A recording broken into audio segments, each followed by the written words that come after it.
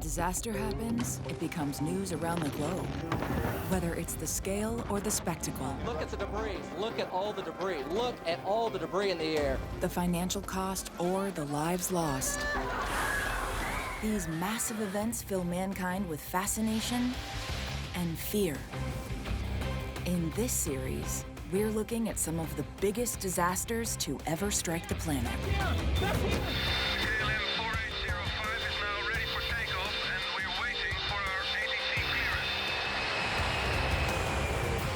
Over the next hour, we'll see collisions, accidents, and incidents on trains, boats, and planes that have destroyed hundreds and thousands of lives in mere moments. We're looking at the human errors, the misjudgments, and the unfortunate accidents that have led to the world's worst crashes.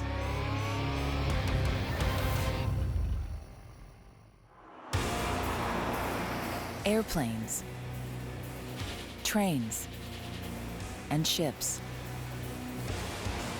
Each an example of how well we have succeeded in taking up the challenges to tame the air, the land, and the oceans.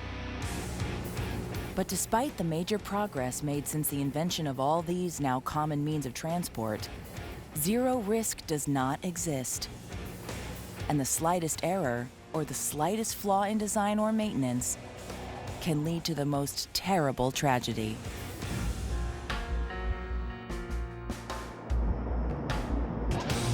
To compile our horrific list of history's 10 most significant air, train, and ship disasters, we have studied the human toll of dozens of air crashes, shipwrecks, or train accidents, but also the impact that some of these events have had around the world over the past few decades.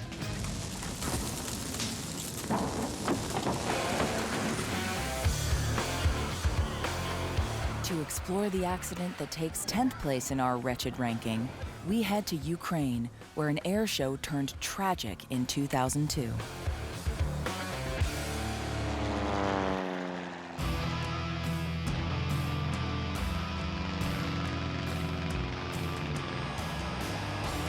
For almost as long as there have been airplanes, air shows have attracted enthusiastic crowds.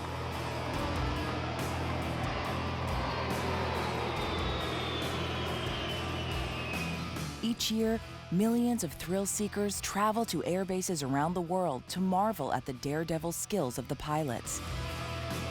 Dazzled by the aerial acrobatics high above their heads, it's easy to forget that danger is always waiting in the wings.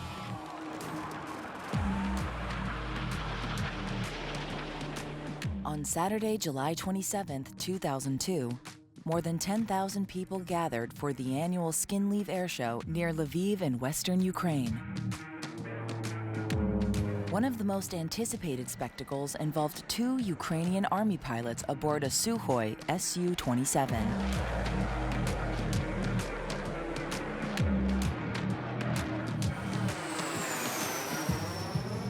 After several acrobatic stunts, the pilots attempt a maneuver called a split S. This jaw-dropping aerial combat attack maneuver demands an ultra-fast change of course. In principle, the plane, launched at full speed, does a half roll and dives towards the ground. It ends up flying completely upside down, an inverted flight.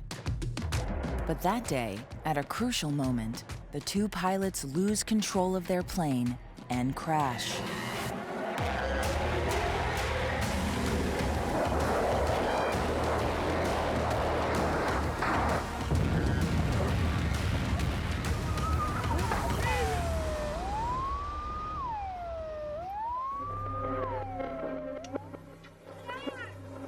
The pilots have just enough time to eject before their 17-ton plane slams into the tarmac at more than 160 kilometers per hour.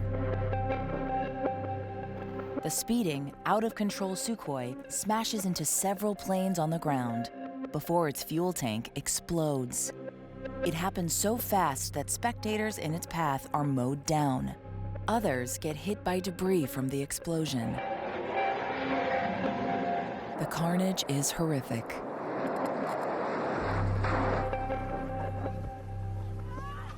The pilots emerged unscathed from the disaster. In the investigation that followed, they argued that the flight plan they had received before the performance wasn't realistic, and their request to rehearse before the show had been denied by the organizers. Despite their pleas, they are held responsible for the crash. The Skinleaf Air Show disaster was swift and dramatic. Within seconds, the Sukhoi 27 crash killed 77 spectators, including 28 children, and injured more than 500. It is the deadliest air show accident in history.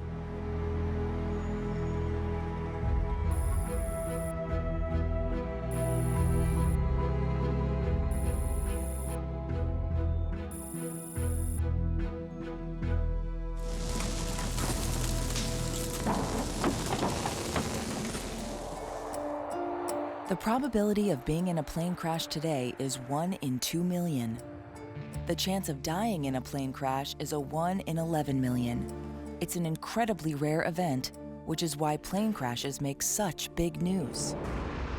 In the aftermath of a crash, reporters typically gather at the smoldering wreckage to report the death count. But for Flight 370, they never got that opportunity. The air disaster that takes 9th place in our ranking left behind not a single clue. To investigate, we head to Malaysia and the Indian Ocean where, in 2014, Malaysia Airlines flight MH370 simply vanished.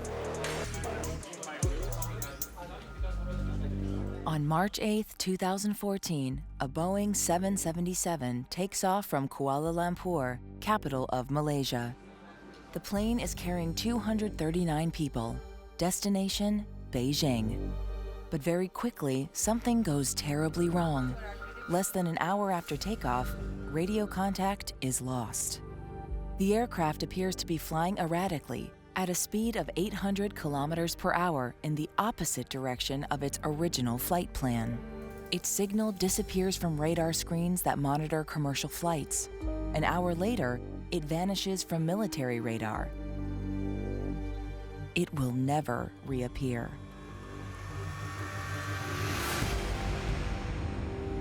In the tense hours that follow, the disappearance of Malaysia Airlines flight MH370 makes international headlines. Jumbo jets don't just disappear. The world holds its breath waiting to find out what could have happened. For the experts, there is no room for doubt. The plane crashed at sea, killing everyone on board. But in the absence of definitive evidence of the crash, some people continue to cling to hope. Could the plane have landed on one of the thousands of uninhabited islands in the region? On the day of the plane's disappearance, its transponders, which automatically communicate with ground radar, either failed or were inexplicably turned off.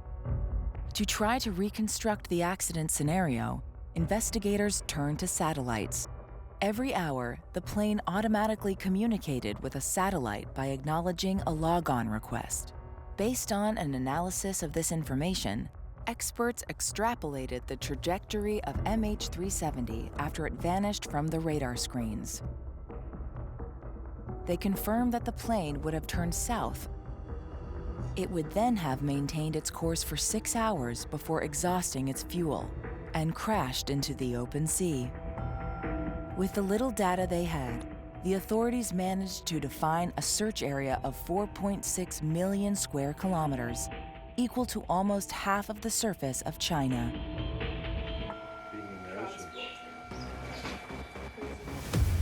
A year after the disappearance of Flight 370, part of the wing washes up on the shore of Reunion Island, more than 3,000 kilometers from the search area.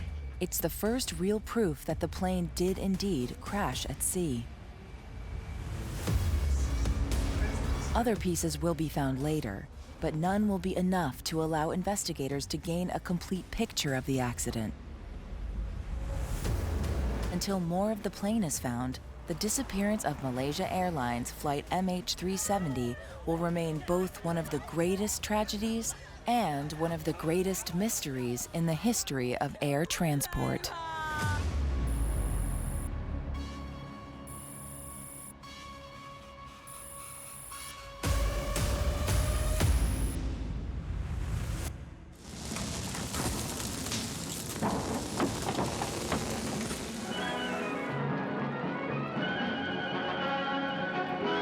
Some said she should never have been built, but even they could hardly fail to respect the achievement that's to be realized today. All that remains if this first flight is successful is to prove that supersonics can operate economically on the air routes of the world. After Asia, we now head to France to examine the air accident which takes 8th place in our ranking, a crash that occurred over Paris in 2000, and it helped end the career of one of the most innovative aircraft in the history of aviation. Now, up toward the skies, the white bird of tomorrow. On January 21st, 1976, air transport entered the era of supersonic flight. A brand new aircraft, jointly developed by France and England, is born after 20 years of hard work and technological achievement, the Concorde. An extraordinary aircraft capable of transporting its passengers faster than the speed of sound. Its only competitor on the market, the Russian Tupolev 144, was definitively abandoned in 1977 after suffering 2 accidents in the space of a year. Concorde's design was cutting edge. The Boeing 747, launched in 1969, flies at an altitude of 11,500 meters and takes just over 7 hours to connect London to New York. Concorde reached an altitude of 6,000 meters and reached Mach 2, the dizzying speed of 2,175 kilometers per hour. The supersonic jet trimmed the duration of a transatlantic flight to just 3.5 hours. For more than over 20 years, Concorde would carry tens of thousands of passengers and remain at the forefront of aeronautical technology. But despite its enormous technological success, its future and its legacy would be doomed by a single, jagged shard of metal. It is January 25, 2000. Air France Flight 4590 leaves Charles de Gaulle Airport in Paris. Destination, New York. As the aircraft accelerates on the takeoff runway, it hits a small strip of metal lost by Continental Airlines Flight 55, a DC-10 which had just departed Paris a few minutes earlier. As the speeding Concorde strikes the metal, it punctures one of its huge tires, which explodes, spraying debris directly into the full fuel tank under the plane's wing. By this point, the jet is already traveling too fast for the pilots to cut the throttle. They're forced to continue the takeoff procedure. By the time the plane leaves the ground, flames have already reached the tail of the aircraft. The pilots immediately shut down the left engines, which had caught fire. But the right engines are not powerful enough to keep the plane airborne. Less than 2 minutes after takeoff, the airplane stalls, banks sharply to the left, and crashes into a hotel located 8 kilometers from the takeoff runway. None of the passengers or crew survive. While some experts initially wonder about the possibility of pilot error or a lack of maintenance of the aircraft, the investigation will conclude that a terrible and highly improbable chain reaction triggered the disaster, entirely due to the metal strip. The scrap of metal from the DC-10 fell into the worst place on the runway and was the sole cause of the accident, leading to the inevitable outcome. 10 years after the accident, Continental Airlines was deemed responsible and ordered to pay $70 million, 70% of the total amount of the compensation bill. The engineer who had incorrectly fixed the metal strip on the Continental aircraft was found guilty and received a 15-month suspended sentence. It was canceled on appeal 2 years later. Overnight, British Airways made exhaustive safety checks on its fleet. Today, the airline said it had complete confidence in its Concorde service. The crash of January 25, 2000 was the only fatal accident in Concorde's 27 glorious years of operation. It cost the lives of 100 passengers and 9 crew members, as well as 4 people who were near the hotel when the aircraft crashed. This terrible drama ended one of the most beautiful technological success stories of the 20th century.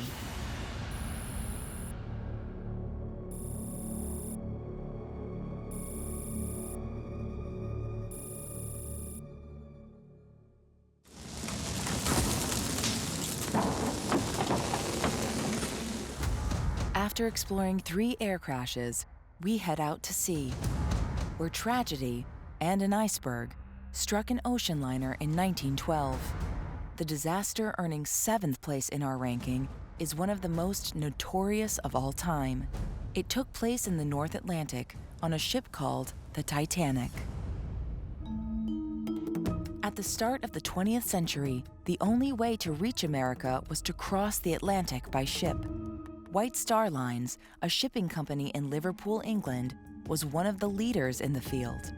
In 1912, it announced the completion of the Titanic, the biggest ship ever built at the time.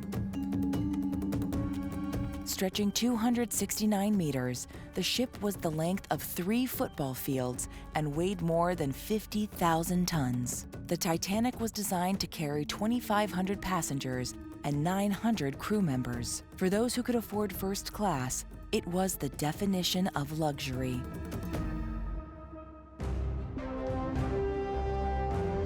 Everything about the ship grabbed headlines, including the claim that it was unsinkable. On April 10, 1912, the Titanic left Southampton on her maiden voyage. Destination, New York. It embarked with 2,224 passengers and crew members, only 2/3 of its rated capacity.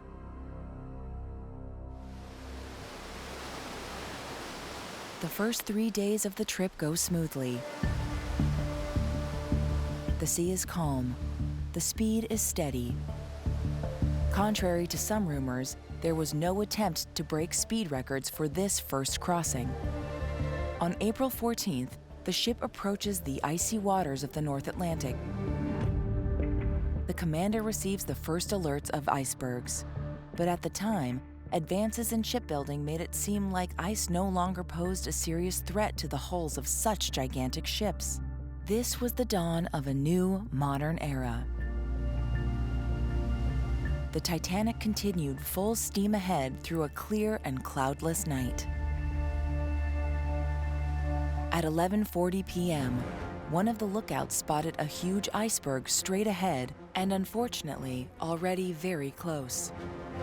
Following emergency procedures, the captain immediately puts the engines in full reverse and tries to change course by pulling the rudder to starboard, but it's too late. 37 seconds later, the side of the ship strikes the 75 million ton iceberg. The hull buckles but isn't pierced.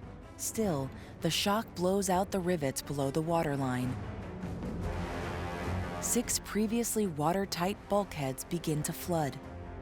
But the Titanic can only stay afloat with 4 flooded compartments. The ship is doomed. 20 minutes later, the captain gives the order to abandon ship.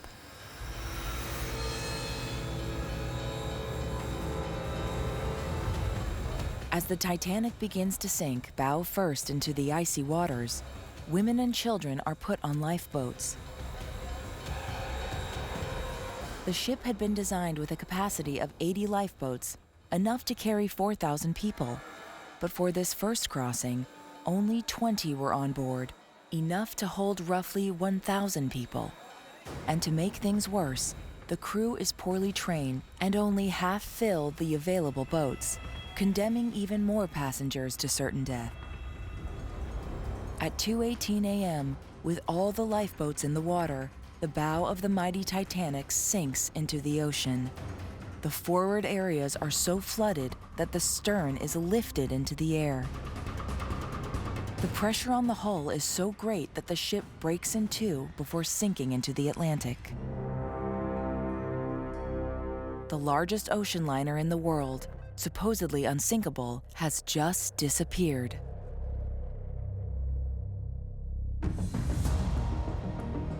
For most of those not on lifeboats, death comes quickly. The water, just above freezing, would have caused cardiac arrest, shock, and drowning. The sinking of the supposedly unsinkable Titanic still captures the public's imagination after more than a century, and the search for it never stopped. The wreckage was finally located in 1985, a few kilometers from where it went down. Today, the wreck is a UNESCO World Heritage Site and will remain as it is until its once magnificent skeleton decomposes.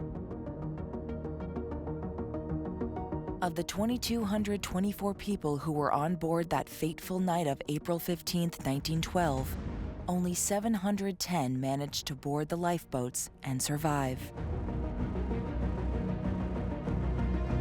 The sinking of the Titanic claimed 1,514 lives and will forever remain one of the most significant dramas in the history of navigation.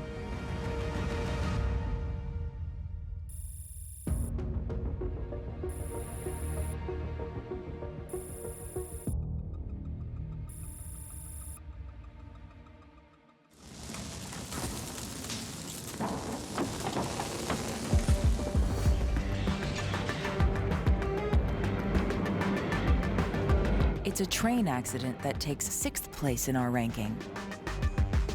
The disaster occurred in the Maurienne Valley in France in 1917.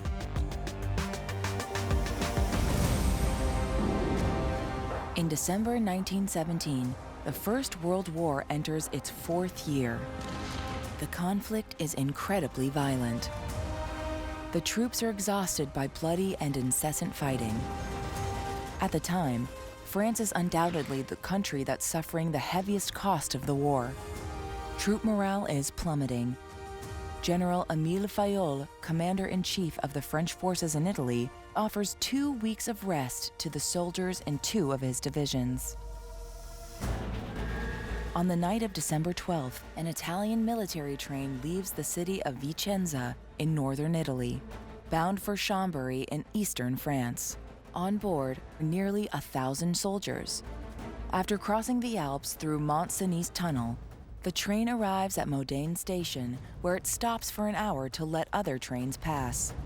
At 350 meters long and weighing over 500 tons, the train is huge, slow, and very unwieldy. Only 3 of its 19 cars are equipped with compressed air brakes. The others have manual braking systems and 7 operators on board to operate them. Such a heavy train should have been hauled by 2 locomotives, but the second had been requisitioned for the war. At 11:15 p.m., the train leaves Modane and begins its journey towards the valley. As it travels, the tracks begin to slope, and the train, propelled by its enormous weight, starts picking up speed. Normally limited to 40 kilometers per hour, it soon exceeds 100. The brakes aren't powerful enough to slow it. The runaway train races down the tracks at the dizzying speed of 135 kilometers per hour. 1,300 meters before arriving at Saint-Michel-de-Marienne station, the 19 wagons derail. They pile up on top of each other and smash against the valley walls along the tracks. The overheated brakes and the ammunition carried by the soldiers combine to turn the tight valley into an inferno. It is the crash site from hell. Rescue teams are forced to wait until the next day for the fire to be under control before they can discover the extent of the disaster. Eventually, they recover 424 identifiable bodies from the wreckage. 135 other victims are too badly burned to ever be identified. A further 37 will be found scattered along the tracks. More than 100 other victims will ultimately succumb to their injuries. The official report will list 675 dead, but some experts believe that the true figure is closer to 800. They had survived the worst of the war, only to be killed on their way home for a rest. Only 183 lived. More than 100 years later, the derailment remains the worst rail accident in history.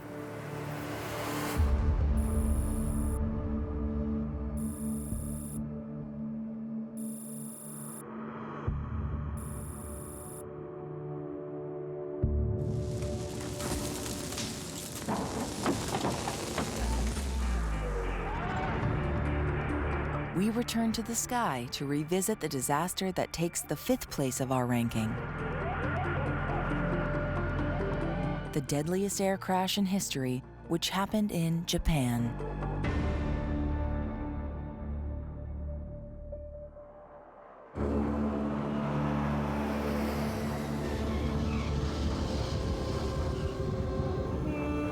On June 2, 1978, a Japan Airlines Flight 115, a Boeing 747, was involved in an incident at Itami Airport in Osaka. The tail struck the tarmac during landing and caused major damage to the fuselage. The aircraft was sent for repair and all seemed well. Unfortunately, the repair was inadequate, and the consequences were deadly.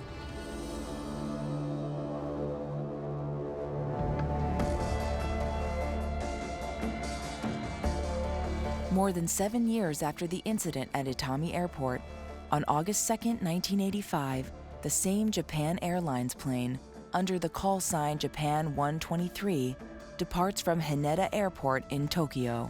Destination, Itami. It carries 509 passengers and 15 crew. The aircraft takes off and climbs smoothly to its cruising altitude of 10,000 meters. Its speed reaches about 885 kilometers per hour, but barely 12 minutes after takeoff, the plane suffers a sudden decompression. The rear bulkhead, badly repaired 7 years earlier, has just given way.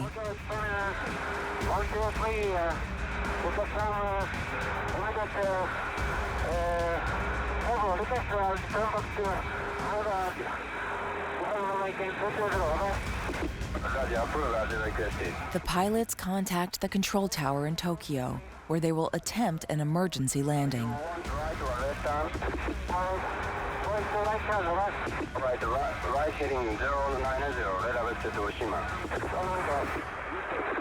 But here's a problem. The plane is flying erratically, and despite all attempts, the pilots can no longer control it.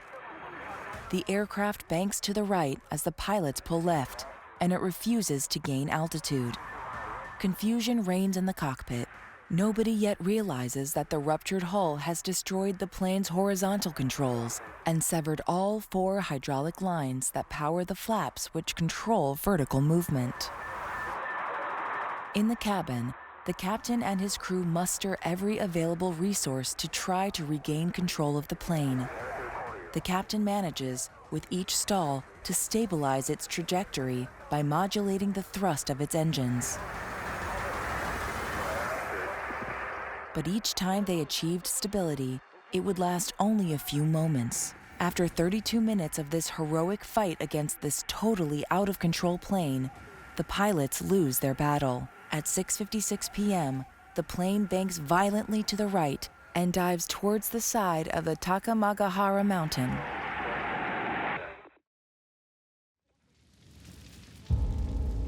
It crashes at an altitude of approximately 1,565 meters. Believing that no one could survive such an accident, the emergency services don't go to the site until the next morning. On arrival, they find a scene of almost total devastation.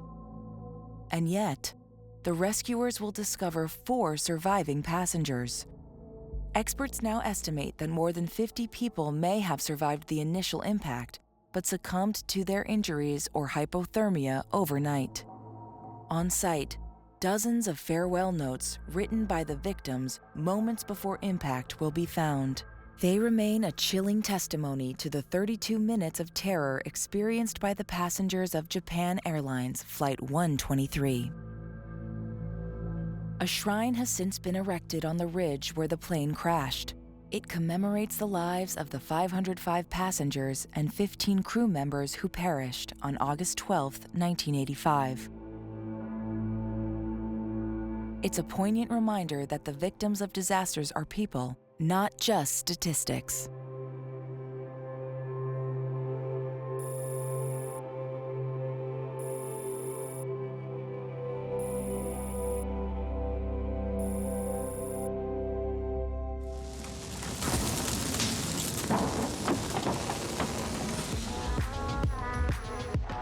The disaster that takes fourth place in our catastrophic ranking demonstrates the extent to which improbable coincidences can trigger the most terrible accidents. This is a train drama that unfolded in 1989 near the city of Ufa, located in western Russia.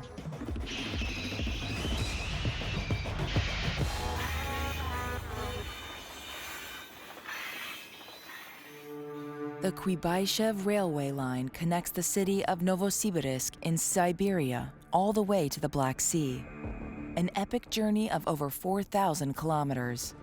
Every year, thousands of people board the train to travel with their families to the west side of the country to enjoy the sunny seaside resorts of the Black Sea coast. On June 4, 1989, around 1:15 a.m., two packed trains carrying more than 1,300 happy passengers crossed on parallel tracks halfway through their journey, about 75 kilometers east of the city of Ufa. At the precise moment they pass, a sudden, massive explosion shatters the night. Both trains are reduced to nothing.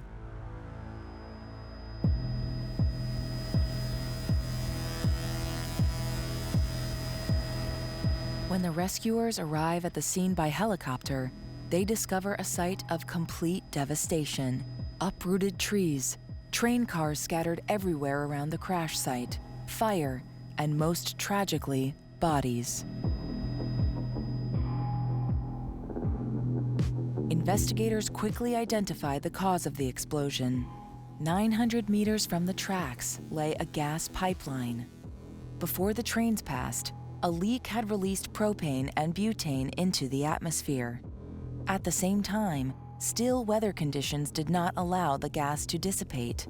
On the contrary, the highly flammable cloud grew above the ground and around the railway tracks. As the two trains drew near and were about to pass each other, they applied their brakes as a safety measure. Ironically, that simple precaution spelled their doom. One of the wheels created a simple spark, and that's all it took to trigger the explosion of the gas cloud. Experts estimated that the power of the blast was equivalent to at least 250 tons of TNT, 30 times more powerful than the most powerful non-nuclear weapon in the US military. Hundreds of travelers perished in the accident. The bodies of some victims were vaporized by the intense heat and shock waves. The rescue teams will find dazed survivors still stumbling around, their clothes and flesh on fire. Others are delirious from shock and head trauma. Hundreds of victims were children returning from school trips or vacations. Entire families were wiped out.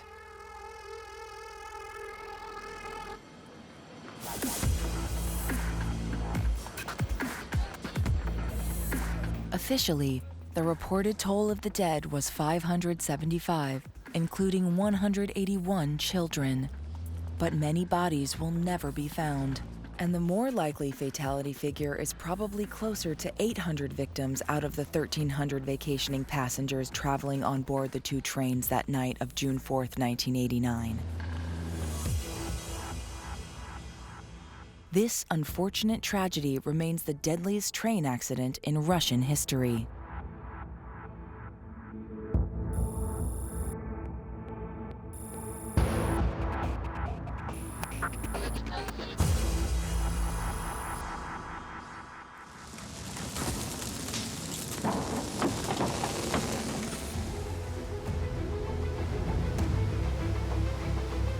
To investigate the event that takes third place in our ranking, we'll need to travel back in time several hundred years, to the end of the 16th century.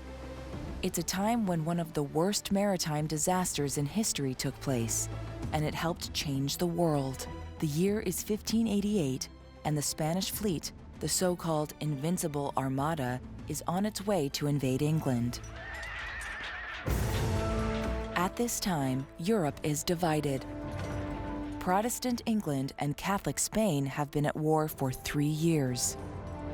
In 1587, on the orders of Elizabeth I of England, the English executed Mary Stuart, Queen of Scotland, an ally of Spain and its King Philip II. It was Philip who had long sought to reconquer the Kingdom of England. To launch his invasion, he decided in May 1588 to bring together a fleet of 150 ships and more than 30,000 men. His objective? To sail from Lisbon to the Netherlands and muster a fighting force strong enough to successfully invade England and bring the country back to Catholicism. The Armada reached Calais on August 7, 1588, to gather soldiers from the Dutch army who were under Spanish rule at the time. But it didn't work out that way. The ships were attacked by English forces during the Battle of Gravelines. Confronted by the powerful English navy and suffering significant losses, and equally imposing winds and currents, the fleet commander of the Spanish Armada decides to abandon the landing operation.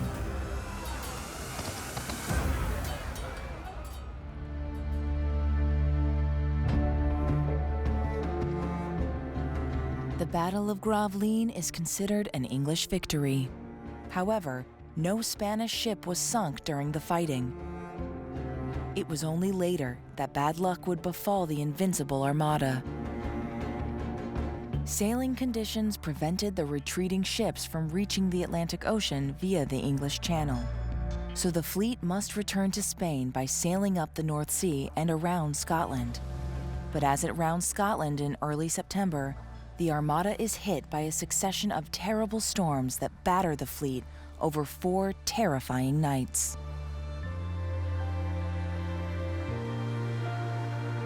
Many boats will sink, ending their journey at the bottom of the ocean.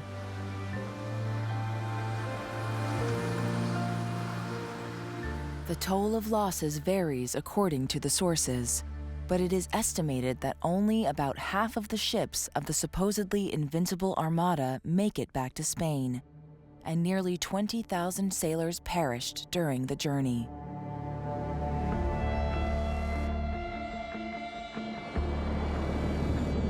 But history will remember that bad weather and raging seas, combined with the bravery of English sailors, meant England had put an end to the colonial ambitions of the King of Spain.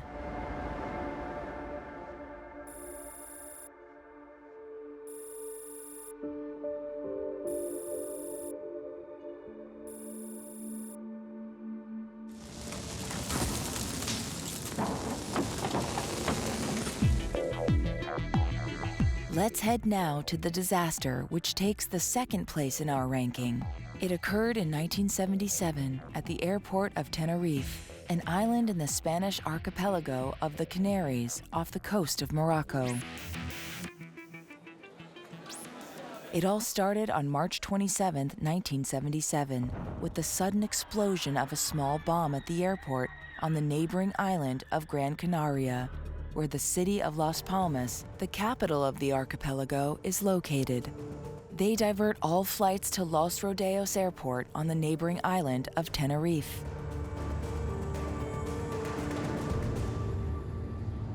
But Los Rodeos Airport is much smaller than its neighbor. With just a single runway and no ground detection radar, Los Rodeos is ill-equipped to handle Las Palmas air traffic. Even so, dozens of flights scheduled to land in Gran Canaria are diverted there, including 5 airliners. 2 of them are Boeing 747s, KLM Flight 4805 from Amsterdam, and Pan Am Flight 1736 from Los Angeles. Jacob Veldhuizen van Zanten, the highly experienced captain of the KLM flight, begins refueling his plane at the end of the runway while waiting for clearance to take off again. Around 5 p.m., the refueling is over. Authorities announce the end of the incident and the reopening of Gran Canaria Airport. KLM Flight 4805 prepares for takeoff.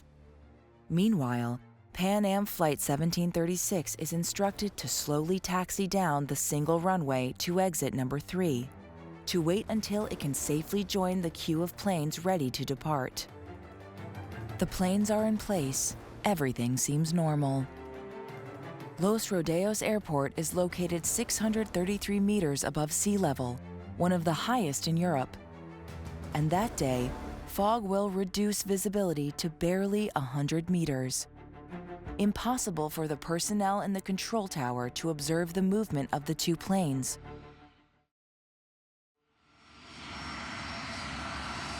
As the KLM crew perform their final checks for takeoff, the Pan Am flight slowly makes its way down the runway. It was then that a simple communication error between the control tower and the captain of KLM flight leads to disaster.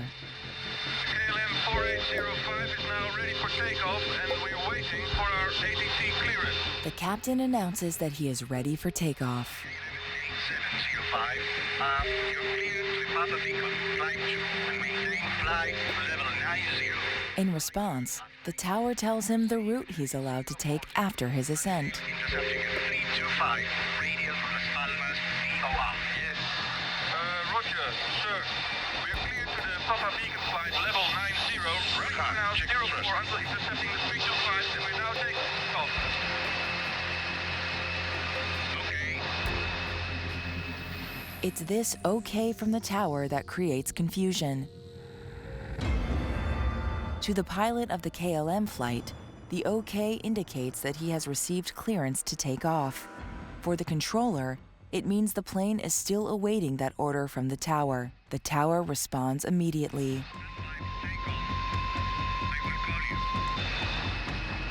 Except that the KLM flight doesn't hear the tower's response. And at the same moment, the Pan Am flight has just missed its intended exit due to the fog. It immediately informs the control tower that it is still on the runway. We're still testing down the runway. Signal 1736. Papa 1736, report runway clear. Okay, we'll report when we're clear. Thank you. But things continue to go wrong. This exchange between the control tower and the captain of Pan Am Flight 1736 was distorted on the radio by a shrill noise, causing confusion among the members of the KLM flight crew. In the recordings, we clearly hear that one of the co-pilots asks his captain if he is sure that the Pan Am flight has indeed left the runway.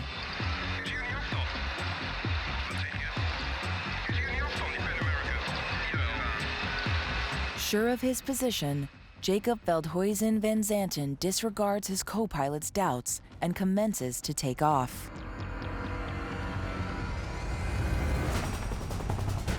By the time the Pan Am crew sees the enormous Boeing 747 hurtling towards them at more than 240 kilometers per hour, it's already too late. Let's get out of here. Get the hell out of here. Yes. There he is. Look at him. He's coming. Get off. Get off. Get off. The Pan Am pilot tries to swing to the left as quickly as possible. The KLM pilot, realizing his mistake, pulls on the stick to get his plane airborne immediately. The KLM nose wheel just grazes the Pan Am plane, but its engines destroy the upper deck and tear half the fuselage. The KLM Boeing will fly only for a few seconds before crashing to the ground and exploding only a few hundred meters away.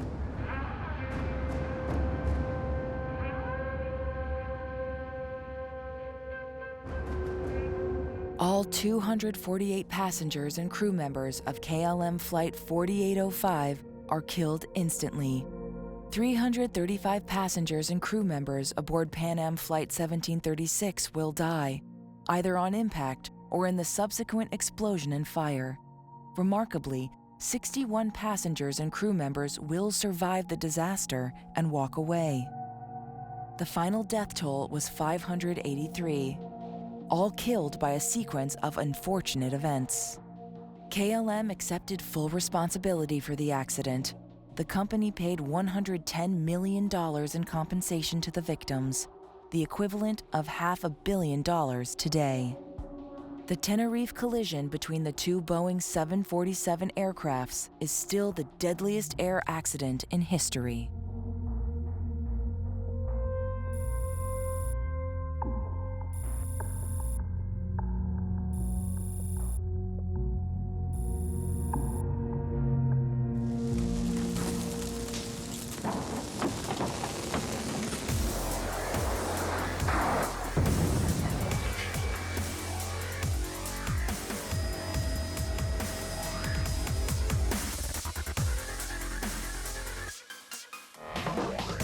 After studying these railway and air accidents that claimed hundreds of victims, we now explore the disaster that takes the first place in our ranking. It occurred at sea in 1987 in the Philippines.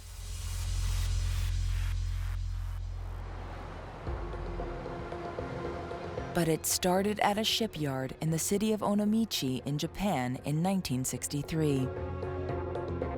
This is where a ship called the Himeyuri Maru was built, a ferry with a capacity of 608 passengers. 12 years later, it was sold to the Philippine ferry operator Sulpicio Lines and renamed Don Sulpicio. Its capacity was then updated and increased to 1,424 passengers. In 1979, the ship sank. It was rehabilitated and renamed Dona Paz. Twice a week for 8 years, the Dona Paz made the crossing between Manila, the capital of the Philippines, and the city of Tacloban on the island of Leyte, passing through the Tablas Strait, a journey of about 22 hours. On December 20th, 1987, the packed ferry leaves Tacloban at 6:30 a.m., with hundreds of Filipinos on board eager to return home for Christmas. But around 10:30 p.m., when the night is clear and the sea is calm, and most of the passengers are asleep, the ferry collides with another ship and catches fire. Panic grips the passengers. Hundreds of terrified people run through the halls looking for a way out. Those who manage to reach the ship's decks discover an apocalyptic scene. The Dona Paz has just collided with an oil tanker named Vector, carrying more than 1,000 tons of highly flammable petroleum. The impact ruptured its tanks and started huge fires on both ships. Even the sea is ablaze. The Dona Paz has no lifeboats, no life jackets. Staying aboard the burning ship is a death sentence. Passengers have no choice but to throw themselves into the burning, shark-infested waters and hope for the best. But hope is in short supply that night. Less than 2 hours after the collision, the Dona Paz sinks to the bottom of the strait. The Vector joins it 2 hours later.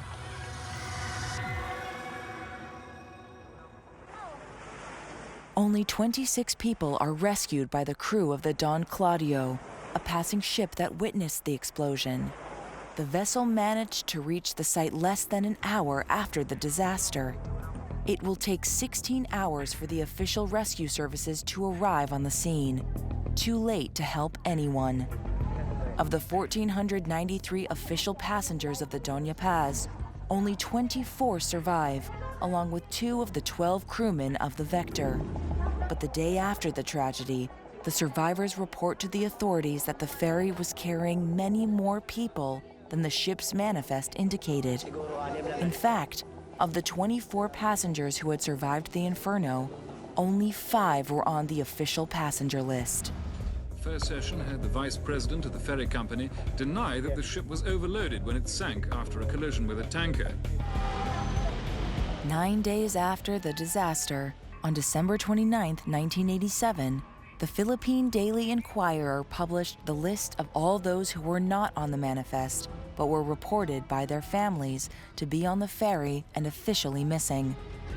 It will take 3 full pages to list the names of the victims, reaching the dramatic figure of 4,375 dead. That horrific night, the ship was carrying 3 times more people than authorized. Adding the 11 crew members of the Vector, the death toll soars to 4,386 victims. Despite the overcrowding and lack of security measures, Sulpicio Lines will be cleared of any wrongdoing.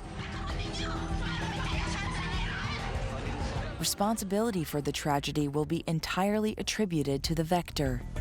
The tanker was operating without a license and was deemed unfit for navigation. It did not have a suitably qualified marine captain on board.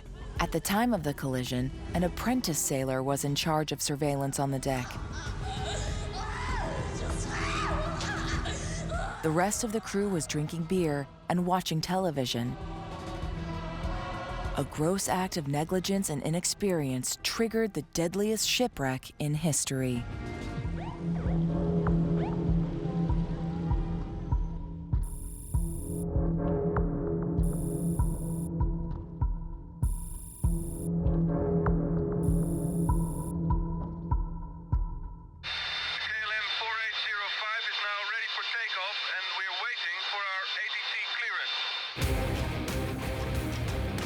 Airplanes, trains, and ships, they're among the inventions that have most changed our lives and given us the ability to travel practically anywhere.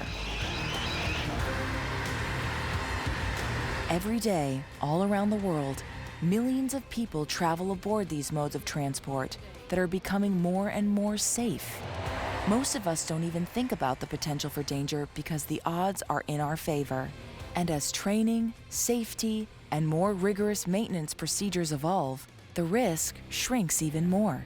We can only hope that disasters as dramatic as those of our top 10 list will never happen again.